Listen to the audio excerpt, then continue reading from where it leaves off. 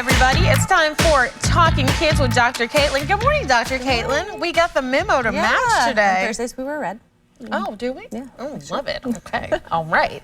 Well, Dr. Caitlynn, we're going to talk a little bit about respiratory illnesses because they are in the air. Yeah.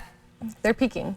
Some of them I think we're still going to see a bit of a rise. So, I mean, the big three that we always talk about this time of year, COVID, flu, and RSV for kids, and the elderly too. So those are the two age groups that really can be hit the hardest by those viruses, or those over 60, and then of course the children, right? So yeah.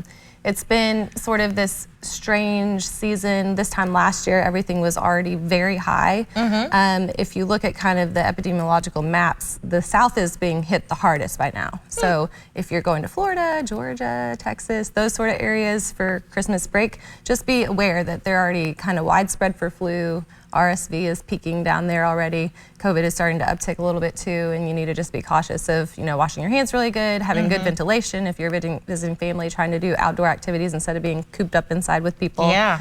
And then here, of course, we kind of look to the South to see kind of what's going to move up. So we are starting to see in our office a little bit more influenza A. This time last year, influenza A was already very high spread and peaked, right? This year we've seen a lot of B, which is causing this kind of tummy bug type flu where people are puking. So talk to us about that, because we've had several people, folks here, people's family members who have, and we talked about norovirus last week, so that's another bad player. That's not as high as it was this time last year, but norovirus, influenza B, COVID can all cause lots of tummy symptoms, especially in kids.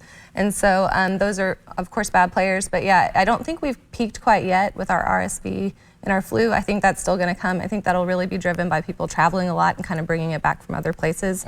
So we just need to be aware, if you are elderly and have the option to get your flu, COVID, RSV vaccines, get them. It's not too late. Like I said, we still have a whole flu A season that's coming.